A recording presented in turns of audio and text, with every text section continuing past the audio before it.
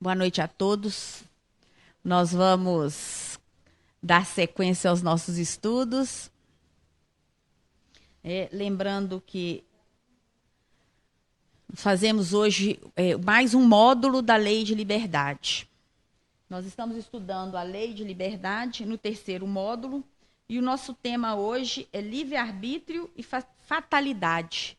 Livre-arbítrio e fatalidade.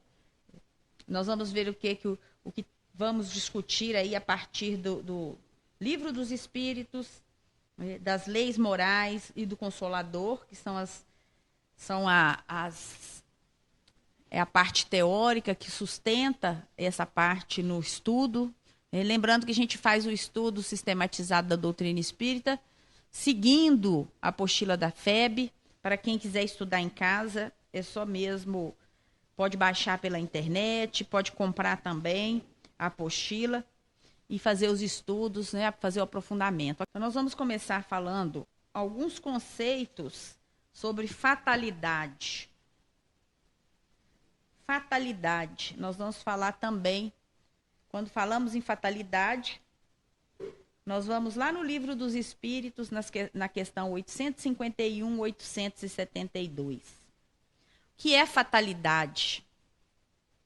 Segundo o Espiritismo de A a Z, uma obra também da Federação Espírita Brasileira, a fatalidade existe unicamente pela escolha que o espírito fez ao encarnar desta ou daquela prova para sofrer.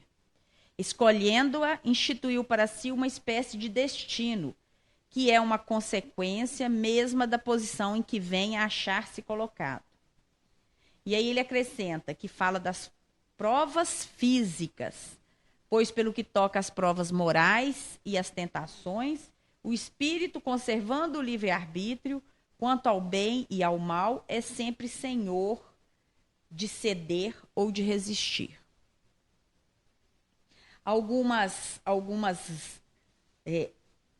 Alguns conceitos sobre fatalidade, eles acreditam que todos os acontecimentos estão previamente fixados por uma causa sobrenatural, cabendo ao homem apenas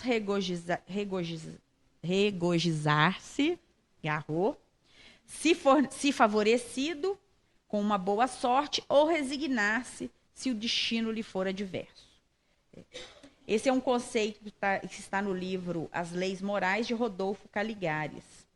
A ideia da fatalidade é aquela ideia em que somos passivos diante de uma circunstância, diante dos acontecimentos das nossas vidas. E não podemos fazer nada a não ser ficarmos felizes quando a boa sorte nos visita ou resignarmos diante da nossa dificuldade aí. Ainda no livro A Morte e o Seu Mistério, de Camille Flammarion, nós temos o conceito, ele dá um conceito interessante sobre fatalismo como a doutrina dos sonolentos. Os fatalistas aguardam os acontecimentos, o que eles supõem que há de produzir-se apesar de tudo. Ora, nós trabalhamos e cooperamos na marcha dos acontecimentos. Somos ativos e não passivos. E nós mesmos construímos o edifício do nosso futuro. Não se deve confundir determinismo com fatalismo. O fatalismo, representa a inércia. O determinismo representa a ação. Então, só para a gente começar a pensar, que nós vamos falar de dois conceitos que estão vinculados à liberdade do espírito, fazem parte do estudo da lei de liberdade, mas que é preciso que a gente entenda o que a gente fala quando a gente fala o que é fatal, o que é fatalismo, o que é fatalidade para a doutrina dos espíritos, qual a interferência do livre-arbítrio, o que é determinismo, como que a nossa liberdade ela transita nesse campo aí. Quando a gente fala só para ficarmos, então, dentro desse espírito aí, então vamos entender que fatalidade é aquela ideia de que não podemos fazer nada para mudar aquilo que está destinado a cada um de nós. Então, se eu estou diante de alguma situação ruim, eu tenho que me resignar, porque eu não posso fazer nada além disso. Apesar de, às vezes, confundirmos um pouco, a gente não pode esquecer que isso não é e não faz parte da doutrina espírita. O fatalismo, a fatalidade, não significa, para o espírita, algo que possa alterar a sua vida. Muito pelo contrário. Muitas vezes, e como explica aqui na questão do Livro dos Espíritos, nós até temos aí uma programação, um planejamento anterior à nossa vinda ao planeta. Nós até decidimos, ou nossos orientadores espirituais, eles decidem por nós aquelas provas que estamos necessitando, aquelas circunstâncias que precisamos vencer, aquilo que merecemos viver, ou até mesmo para alguns espíritos, muito menos do que a gente gostaria que fosse, aquelas missões que vão desempenhar aqui no planeta Terra. Ocorre que essas provas e mesmo esse caminho de planejamento, nós já sabemos que ele pode se alterar ao longo do tempo. A espiritualidade, ela lembra-nos o tempo todo que o fato de estarmos num caminho não significa que ele não será alterado. Ele vai ser alterado como? Ele é alterado exatamente a partir do momento que nos compreendemos como detentores de livre-arbítrio, que é um ponto que a gente fala muito o tempo todo, e que está muito vinculado à responsabilidade das nossas escolhas, e que está muito vinculado também à questão da liberdade. O que é liberdade para o espírita? A liberdade para o espírita, ela tem uma conotação muito próxima da responsabilidade, das escolhas que não vão ferir os outros. No inicinho dos nossos estudos, a gente falou até do Evangelho de Jesus, né? Não desejar ao outro aquilo que você não deseja para você mesmo. Aquilo que a gente não quer que aconteça conosco, a gente não deve fazer e nem promover isso para o outro, não é? A gente não deve fazer isso. E é muito simples, mas ao mesmo tempo é muito complicado, às vezes, para alguns espíritos que estão muito vinculados a essa questão da matéria. E nós não podemos esquecer de jeito nenhum. Eu gosto muito do Humberto de Campos, quando ele, estudando sobre as nossas dificuldades, ele nos lembra que estamos envolvidos num mundo de prova e expiação. Um mundo em que o mal impera sobre o bem. Então, muitas vezes, nós optamos por caminhos equivocados, muito mais por fragilidade do que porque desejamos, muito mais por ignorância, porque não sabemos fazer as escolhas certas. Olha a nossa dificuldade em compreender o plano espiritual. Quantas vezes a gente, diante de uma dificuldade material, nós até nos esquecemos todas essas coisas bonitas que são ditas nos centros espíritas, não é verdade? A gente esquece e só pensa naquela coisa: eu preciso conseguir aquele emprego de qualquer maneira, eu preciso conseguir aquele dinheiro para pagar aquela dívida, porque senão eu não sei o que vai acontecer, eu vou perder minha casa, eu vou perder meu carro, eu vou perder as coisas que eu conquistei. Essas falas são muito comuns e são muito recorrentes entre nós. Mas, na verdade, quais são as coisas que nós conquistamos? Se nós formos pensar do ponto de vista do espírito, as coisas que nós conquistamos, elas não são perecíveis. Elas não vão se perder. Aquilo que realmente conquistamos está conosco e não vai nos deixar. São as nossas virtudes, são as nossas aquisições morais. E essa ninguém vai retirar de nós. Mas muitas vezes nós ficamos nessa prisão da matéria, e essa prisão da matéria, ela acaba por nos definir muito fatalistas. Ou é assim, ou não pode ser de jeito nenhum. Ou então aceitamos. Quantas vezes encontramos com companheiros mesmo de doutrina, que se sentem a vítima do mundo, a pessoa escolhida para carregar a maior cruz de todas elas. Tem gente que você olha para ele assim, parece só semblante, já parece que está carregando o peso do mundo inteiro, né? Parece aquele Deus lá, o Atlas, que carrega o mundo nas costas. Exatamente, é o que eu estou dizendo. O próprio semblante, né? É um semblante carregado, é um semblante difícil, né? e que às vezes não causa boa impressão aos outros. Isso tudo muitas vezes pode se justificar aí nesse discurso meio perdido aí, esse discurso dos inertes, esse discurso daqueles que não querem um compromisso mais efetivo. Então, o fatalismo para nós espíritas, ele é alguma coisa que a gente precisa ter um pouco de cuidado e a gente precisa entender. Quando nós falamos que determinadas circunstâncias, determinadas provas que temos que levar adiante com resignação, com muita fé, não significa fatalismo. O fatalismo é aquela inércia diante das provas. Não. É o comodismo, é o se posicionar numa situação passiva, de vítima, sem que haja nenhum implemento aí para modificar. O livre-arbítrio não nos permite isso. É isso que Allan Kardec está nos trazendo. O livre-arbítrio, ele faz com que a gente faça as escolhas e altere os nossos destinos. Tem algumas histórias que a gente vê e escuta e lê muito. Quem gosta de ler os contos espíritas, quem gosta de ler essas historinhas assim que a espiritualidade traz para nós, vai se lembrar de um conto que agora eu não vou saber onde é que está, mas quem souber depois pode até nos auxiliar, de um conto em que uma pessoa veio com uma missão de produzir móveis de madeira. E ele vem e durante toda a sua vida, ele determina um dia da sua vida para produzir móveis, para fazer doações. E aquilo vira uma rotina de muitos anos. Num determinado dia, e ele frequentava o centro de Chico Xavier, e num determinado dia, ele lá manipulando as suas máquinas lá na sua serralheria, provavelmente, ou marcenaria, produzindo seus móveis de madeira, ele se acidenta e perde um dos seus dedos. E aí ele chega muito, muito revoltado. Porque vocês já viram espírita quando está passando por crise, né? Como assim? E se for espírita que trabalha na casa, ainda é pior ainda.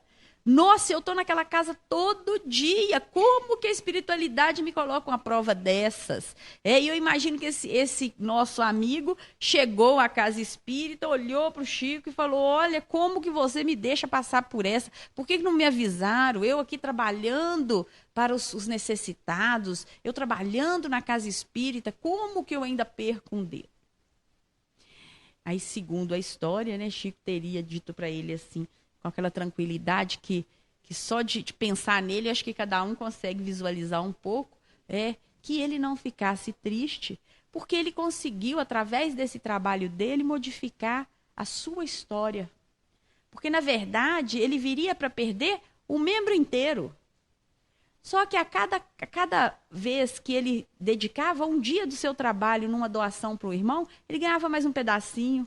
E no finalzinho, quase que ele ganhou tudo, mas aí ele acabou perdendo um dedinho. O que significa um dedo perto da possibilidade de se perder tudo, no plano da matéria? Então, muitas vezes, a situação, a provação vem e nós imaginamos que ela vem para nos destruir. Mas ainda bem que a gente não sabe o que efetivamente poderia ter vindo.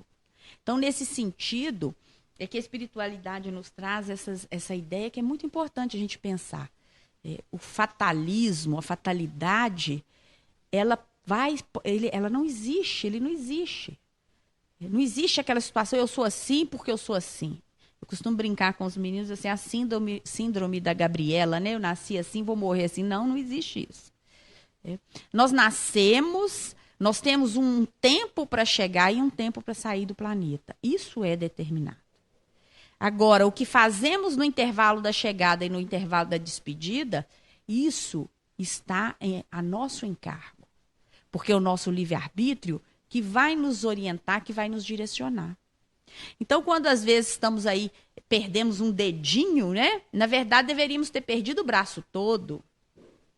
Mas porque trabalhamos em prol do outro, porque auxiliamos, porque tivemos boas palavras para dizer ao outro, porque vibramos em favor do outro, a própria espiritualidade por misericórdia foi nos reconstituindo.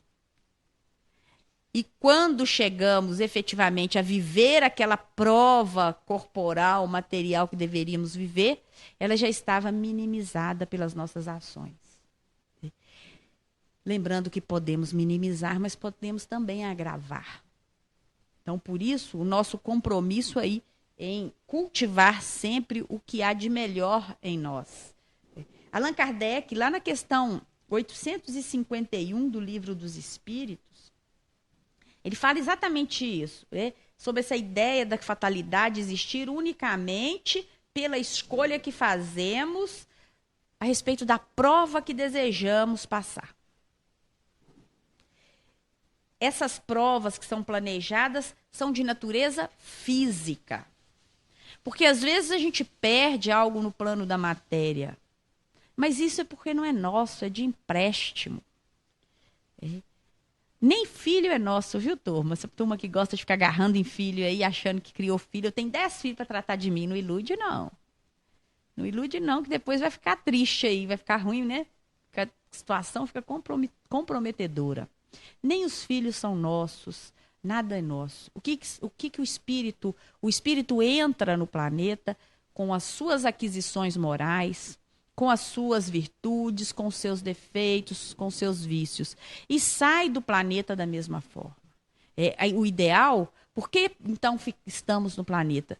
O ideal é que nós nos transformemos durante essa encarnação, que a gente consiga adquirir melhores aquisições no campo da moral.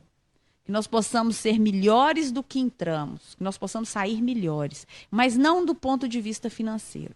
E muitas vezes nós precisamos perder na matéria, precisamos perder na saúde, precisamos perder nas questões assim que nos doem diretamente, para que a gente possa descobrir, por exemplo, a possibilidade de unir uma família. Vocês já viram como que muitas famílias se unem nas crises? Às vezes, mal se veem, mas uma doença, uma dificuldade, até um óbito, acaba por fazer com que irmãos que não se viam há mais de 20 anos se reencontrem.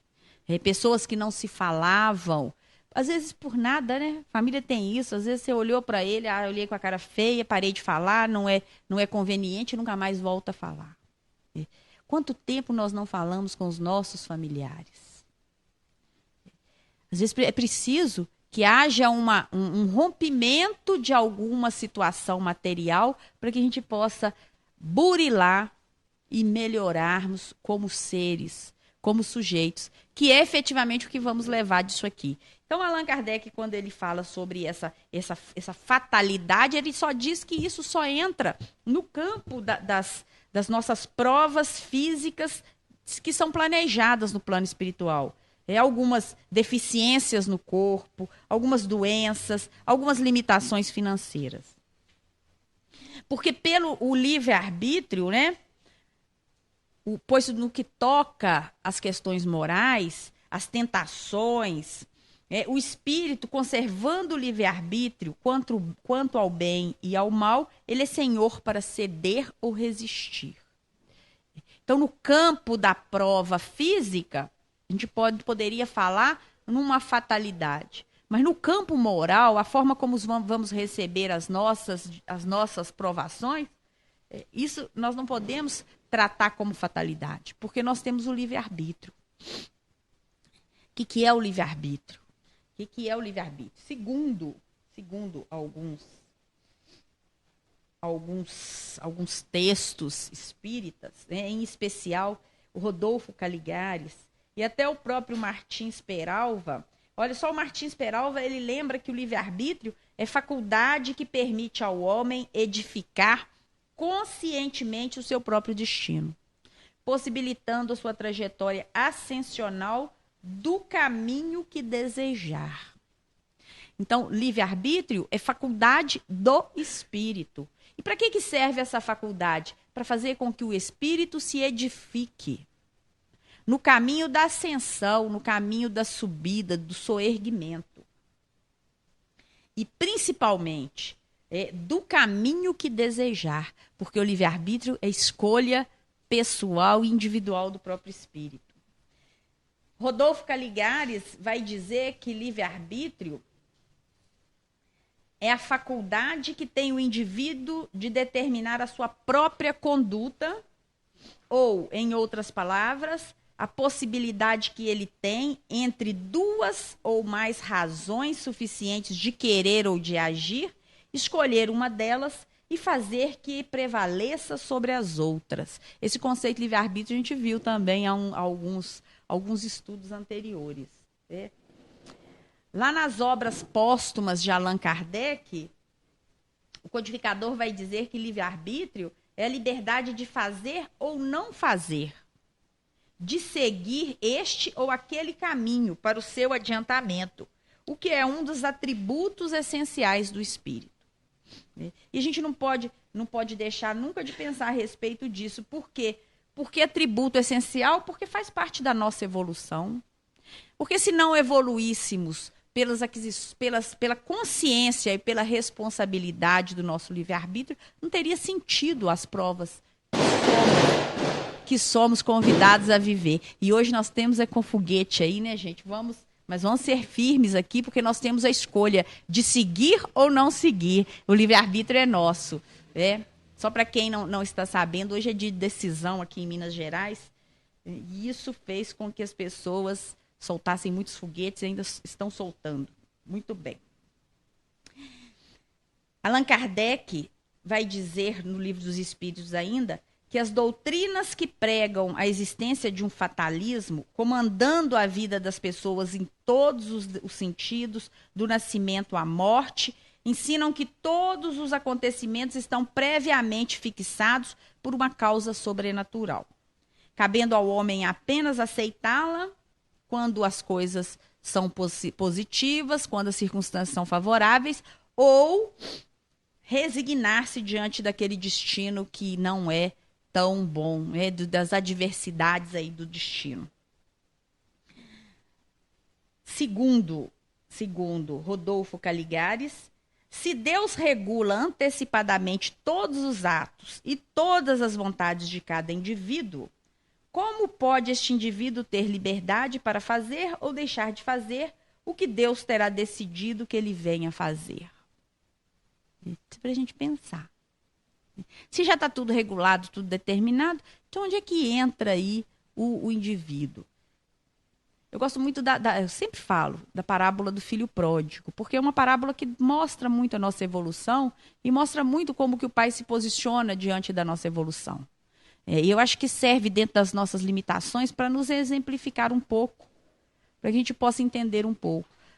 Imagina que Deus nos permita, dentro de um universo, exercer a nossa liberdade, dentro de um campo, dentro de algumas limitações provavelmente, e a gente sabe que à medida que o espírito evolui moralmente, ele se torna mais livre. Mas a evolução moral é uma evolução que pressupõe também um avanço no campo da responsabilidade. Então, à medida que o espírito se reconhece como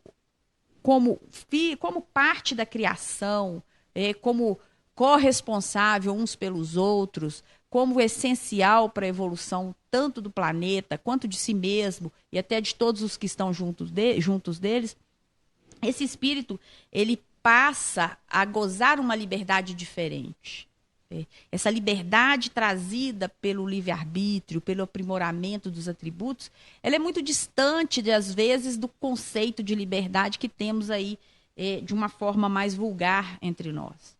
O que é liberdade para muitos? Liberdade para muitos é fazer o que quer fazer. Mas, às vezes, o que a gente quer fazer, e com certeza muito, porque temos uma natureza ainda em fase, necessitando muito burilamento, com certeza aquilo que queremos fazer vai machucar os outros, não vai ser algo que vai refletir positivamente em nosso convívio social, em nosso convívio fraternal. Mas à medida que nós vamos avançando, que nós vamos percebendo o nosso posicionamento, o nosso papel no plano espiritual, o nosso papel na criação, a gente começa a não mais ver essa felicidade nas coisas muito rasteiras, nos vícios, nos gozos muito vinculados à matéria.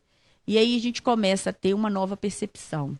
É mais ou menos o que o filho pródigo passa, né? Ele sai, ele vai vivenciar suas experiências e, em momento algum, o seu pai o proíbe de seguir. Muito pelo contrário, dá a ele a liberdade, a mesma liberdade que o pai nos dá quando nos permite, às vezes, fazer tanta bobagem. Quanta besteira a gente faz em nossas escolhas, sabedores muitas vezes que estamos fazendo besteira, continuamos fazendo besteira. Mas em momento nenhum nós somos julgados por isso. Porque existe um tempo para cada um. Assim como existiu o tempo do filho pródigo, assim como existiu o tempo do irmão mais velho, assim como existe o tempo de cada um dos que estão aí no planeta, né? Vai existir um tempo que a gente vai perceber que responsabilidade vinculada à liberdade gera bons frutos, gera boas vibrações e boas aquisições. Bom, continuando aqui, os deterministas sustentam que as ações e a conduta do indivíduo, longe de serem livres, dependem integralmente de uma série de contingências a que ele não pode furtar-se, como o costume, o caráter, a índole da raça, o clima, o solo, o meio social em que viva, a educação, os princípios religiosos, os exemplos que receba, além de outras circunstâncias não menos importantes, quais o regime alimentar, o sexo e as condições de saúde.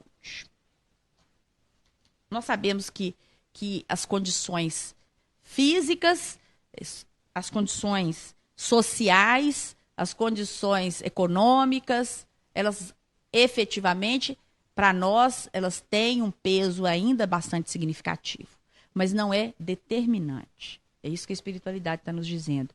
Mesmo em meio ao lodo, o diamante continua sendo diamante. Mesmo que você esteja vinculado a circunstâncias dolorosas, em circunstâncias aflitivas, ainda assim é possível fazer luz nesses ambientes. É esse o nosso convite à reflexão desta noite. Não há um fatalismo. Eu nasci assim, então eu nasci nesse meio, eu tenho que continuar reproduzindo aquilo que se espera desse meio. Não. Eu nasci nesse meio por uma determinação divina, por uma escolha pessoal, por um planejamento da espiritualidade que me tutela, mas isso não significa que eu tenha que reproduzir aquilo que a minha intimidade diz que não é mais bom para mim. Isso é muito importante. O espírito precisa ter a consciência, porque onde que está inscrita a lei de Deus? Está inscrita em nossos corações. É no meu coração que eu vou buscar aquilo que me faz bem. Não é o que o outro quer que eu faça, não. Eu não tenho que ter o comportamento que o outro espera de mim. Eu tenho que ter o comportamento que eu espero de mim mesmo. Porque quando eu estou fazendo alguma coisa que não me faz mais feliz, é porque está na hora de repensar os nossos parâmetros e talvez esteja na hora de sacudir um pouco aí aquilo que é trivial e propor uma mudança de comportamento para nós mesmos. Né? Então, nesse sentido aí, é preciso que a gente entenda o seguinte: aquele ambiente físico vai interferir, talvez ele vai oportunizar, mas não significa que ele vá determinar, que ele vai significar algo que não possa ser ultrapassado pelo espírito. O espiritismo nos apresenta ensinamentos mais concordantes com a justiça, bondade e a misericórdia divina. A fatalidade é entendida como um produto de livre-arbítrio, cujos acontecimentos resultam de escolhas previamente definidas. Na maioria das vezes, no plano espiritual. Essas escolhas refletem sempre a necessidade do progresso espiritual e podem ser modificadas segundo o livre-arbítrio da pessoa ou replanejadas em si, considerando o benefício que pode resultar de alguém. E aí é a nossa historinha lá, dos mesmo que torta, mesmo que mal contada, mesmo que sem os dados, os elementos necessários, mas só para nos ilustrar. Para a gente entender que nós podemos modificar a nossa história, nós podemos minimizar os nossos impactos quando vivenciamos em caminhos menos equivocados. Quando E isso é muito importante. A gente tem que viver aquilo que nos faz bem. Quem que é o nosso censor? Quem é o meu censor? Sou eu mesmo. Eu não tenho que me privar das situações porque os outros não gostam dela. Eu tenho que me privar das situações porque elas já não me fazem mais feliz. Porque elas já não me alegram a existência, porque elas já perderam sentido para mim. E nesse momento é que é o momento de se reformular aí as nossas conquistas e as nossas decisões. A espiritualidade superior vai dizer que a fatalidade verdadeira só existe no momento em que nós aparecemos e no momento que desaparecemos do planeta. Afastada, obviamente, a hipótese do suicídio. Sempre vista como uma transgressão da lei de Deus. É um atentado contra a própria existência. Mas salvo esses casos de sofrimentos que levam a esse tipo de atitude do autoextermínio, a fatalidade nossa está no momento em que chegamos e no momento que saímos. Então, ninguém aqui vai antes da hora, não. Sabe aquele papo que a gente fica, nossa, foi tão cedo. Não, foi na hora certa. Cada um foi na hora certa. Ah, nasceu antes da hora. Não, não nasceu antes da hora. Não nasceu porque tinha que nascer mais cedo para dar um susto na gente. Tem uns que demoram a nascer, né? A gente fica achando que não vai nascer. É isso que a espiritualidade está dizendo. Quando não estamos atentando contra leis de Deus, contra as leis divinas, a nossa hora de chegar e a nossa hora de sair já estão determinadas lá, sem que haja nenhum problema com relação a isso. O exercício do livre-arbítrio, tendo em vista a nossa felicidade espiritual, é uma tarefa árdua que devemos persistir sem desânimo. A luta e o trabalho são tão imprescindíveis ao aperfeiçoamento do espírito como o pão material é indispensável à manutenção do corpo físico. É trabalhando e lutando, sofrendo e aprendendo que a alma adquire as experiências necessárias na sua marcha para a perfeição. Essa fala está lá no Consolador do Emmanuel, na questão 131 do livro Consolador. E eu acho que vale a pena a gente pensar um pouquinho, porque luta e trabalho fortalecem as nossas conquistas, fortalece o nosso desejo de continuar, não é verdade? Porque se a gente está lá com a dificuldade e aí paramos e ficamos olhando para a dificuldade, a coisa complica demais. Mas se lutamos, se trabalhamos e se acreditamos, certamente essa escolha vinda do livre-arbítrio, porque a gente tem o livre-arbítrio para escolher o que vou fazer. O que eu faço? Eu vou parar diante da dificuldade, ficar esperando e ficar criando circunstâncias de como sou sofredor, como não sou merecedor disso que estou passando. Ou vou começar a fazer, como uma fala até do Chico Xavier também, né, que quando ele entrava em depressão, que ele subia e que ele ia para... O Emmanuel mandava ele ir para visitar as pessoas menos favorecidas.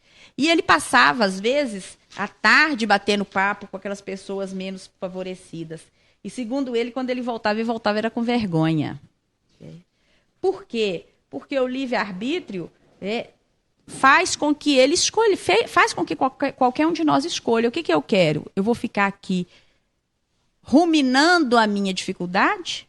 Ou eu vou olhar para o lado e perceber que existem outros que estão como eu ou em situações muito pior do que a minha? E talvez aprender com eles, quem sabe? O aprender por amor, eu acho que é muito por aí, né? A doutrina espírita é uma doutrina de fé raciocinada, que fala, vamos aprender por amor ou por dor. Não, gente, aprender por amor é olhar a experiência do outro também e começar a pensar, peraí, será que isso é bom? Agora eu preciso ir lá e aprender pela dor?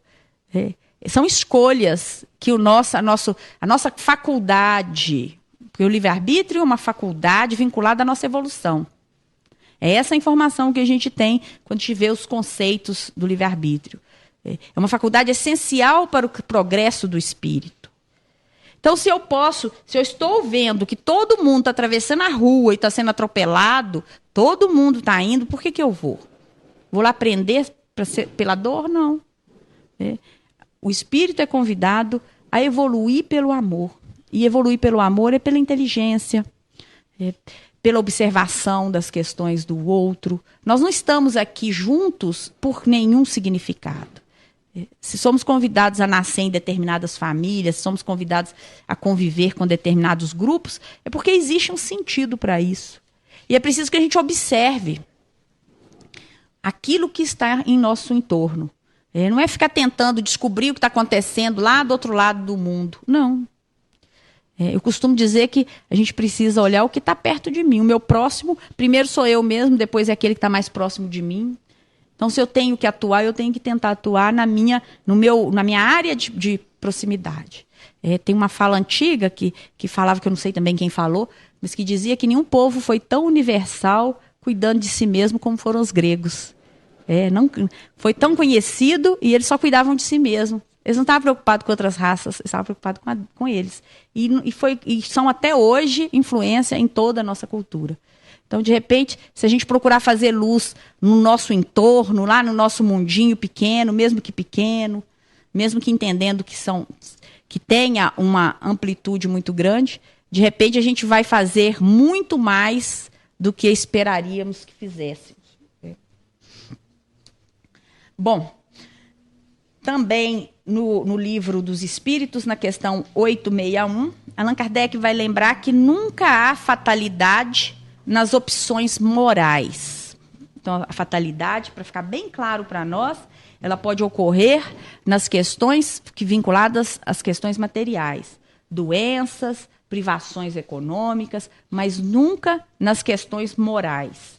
Pois uma decisão pessoal infeliz não deve ser vista como uma má sorte ou como imposição de Deus aos seus filhos. Olha que coisa bacana para a gente pensar. Não é bom, não. Para muitos, assim, sacode a gente, né? Porque eu tenho que pensar o seguinte, peraí. Então, quer dizer que a má sorte ou aquela situação que não está muito boa, isso é algo que não é uma imposição de Deus, não é Deus que está me castigando. Não. É uma decisão que veio primeiramente do Espírito. É o próprio Espírito que está escrevendo a sua felicidade, a sua infelicidade. Quais são as escolhas que nós vamos fazer? Qual que é as nossas opções? Nós vamos optar por fazer luz ou por fazer treva? O que a gente vai fazer? Então, a fatalidade no campo moral, ela nunca está vinculada a uma decisão pessoal infeliz. E não pode ser vista como uma sorte e muito menos como imposição de Deus. Esta é a razão de os espíritos superiores nos afirmarem.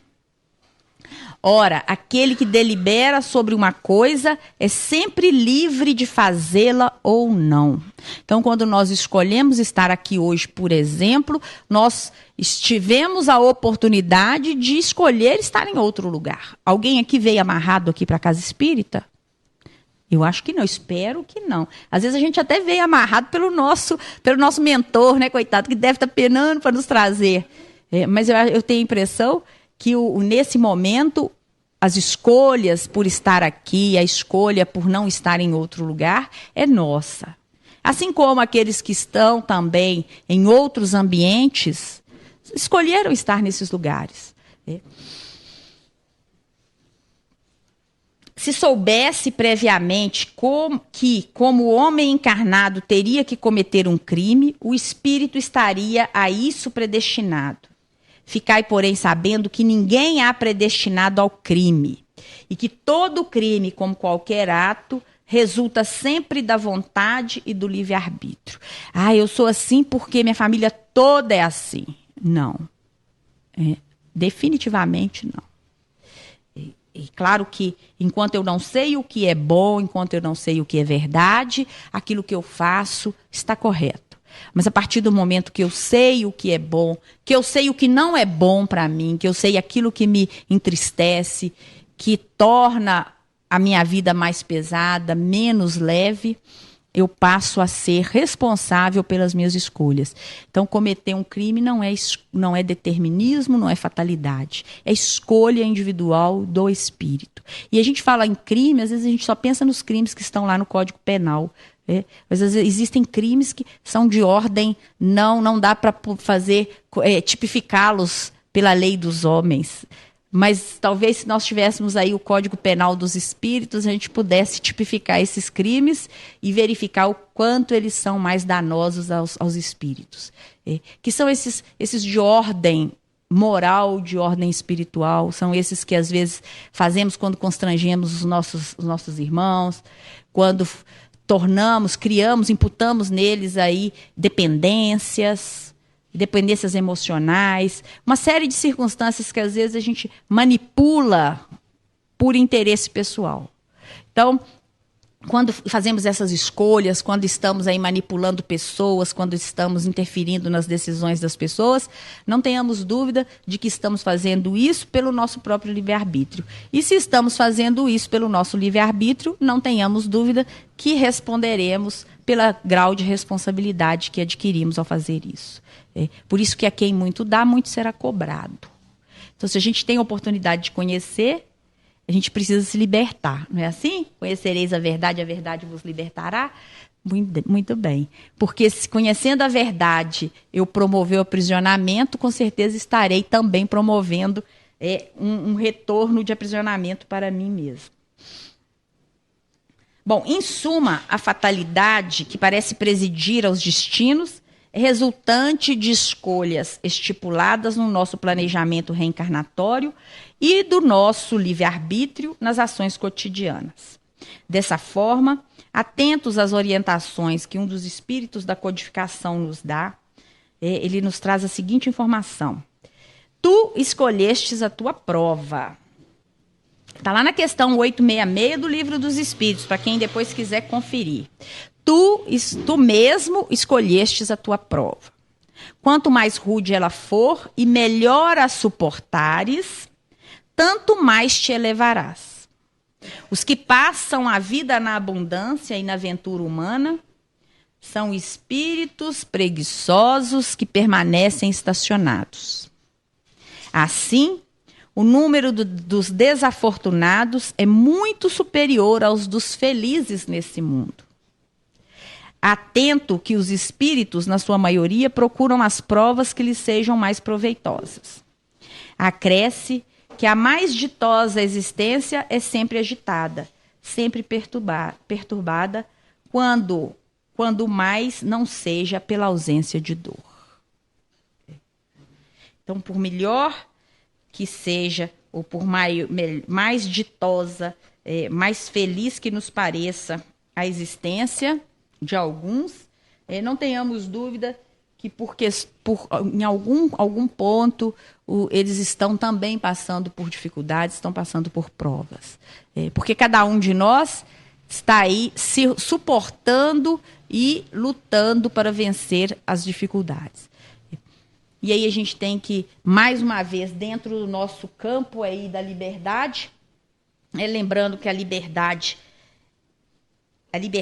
é adquirida a partir da consciência no bem.